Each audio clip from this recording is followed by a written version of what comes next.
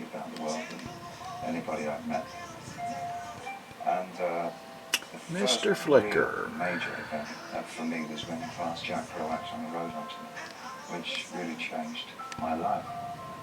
And he would also introduce me to people like John Coltrane, which was way above my head. But I wanted to read what he read, and I wanted to listen to what he listened to, as one does with an older brother.